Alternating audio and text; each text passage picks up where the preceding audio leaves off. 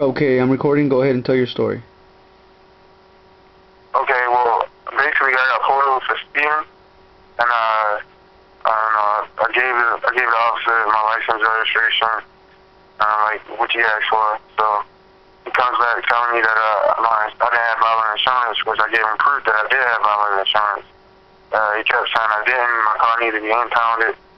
So when he told me to get my car to search my vehicle or do an inventory search, which, I told him he wasn't allowed to search my vehicle, and he said, well, we need to get out because it needed to be impounded. So I got out my vehicle. He proceeded to put handcuffs on me. I asked him why am I being arrested. He told me he didn't say anything.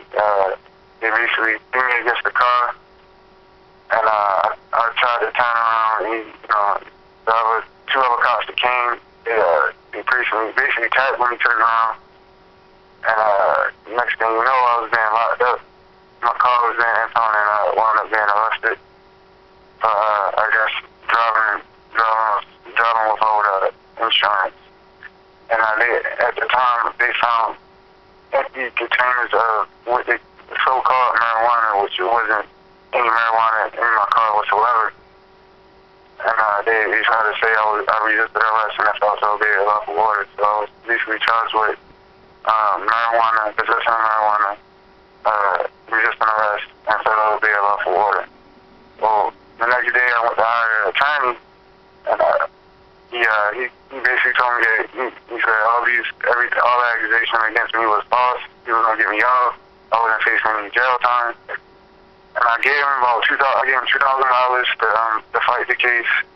Yeah, I contacted him like maybe 2 times. He never, he didn't call me back. Every time I called, he said, yeah, I'm getting everything taken care of, and you won't be facing any jail time. So I started getting a little antsy around a week or two before the court case. So I did a little research, looked online. I found a tactical guy, and I seen a couple of videos, and everything sounded legit. He basically was telling me more than my lawyer told me the 3 months prior before me getting these citations or statutes put against me. So I contacted him. He gave me my motions. Motions quota, and motions to suppress. And I filed those on my case. And I went to court the following week after contacting tactical guy. And I also told my attorney when I went to court that I wanted to file these motions. And he went into an uproar, basically calling me an idiot. I was retarded because I wanted to file these motions, and he wasn't going to help me. Like, the money that I gave him, like, he's keeping it. He was like, I'm on my own. And then that was that. I went So basically the attorney quit about, 2 weeks before your trial, right? Yeah, I think he basically quit, like, I would say about a month before the even case, because like I said, I called him. He wouldn't even answer my phone calls at the time, because he wouldn't, like I said, I kept, I guess I was bothering him or whatnot because I didn't want to go to jail. Yeah. So, and you contacted me about a week before trial, right? Yeah, about a week and a half. Yeah. And so once you filed the motions and the motion was suppressed and lack of corpus electi, what was the judge's reaction when you filed the motions, when you went in front of him? Well, when I filed in the district court, she basically was she was calm, and she just told me that fine, but I'm not. She basically denied, like she didn't deny my motions. Right. She didn't really get in the world, but when I did, like you told me, I filed for a trial jury. I went over to circuit court, and they basically denied my motions again. And they tried to. The one thing I found hard every time I went to court, like the first time, they kept trying to give me a plea bargain, and I wouldn't take it because every time they offered me something, I was at least facing 6 months in prison or 6 months in jail. And I found I didn't think that was not how option. So basically, they were giving you the best plea bargain was a minimum of 6 months in jail, but if you were to be found guilty, what was the maximum amount of time that you were going to be facing? 4.5 years. 4.5 years, right? Yes. Yeah. Okay, and so basically, what was it? The day before, was it the night before? We talked about what questions to ask the cop, right? Yep. And once you asked the questions to the cop, and how long did it take the jury to deliberate? It took them 2 days. Yeah, it was 2 days, right? Yeah. And what was the outcome? I basically got found not guilty for selling to obey a lawful order and not guilty on the marijuana charges. And they did find me guilty on resisting arrest.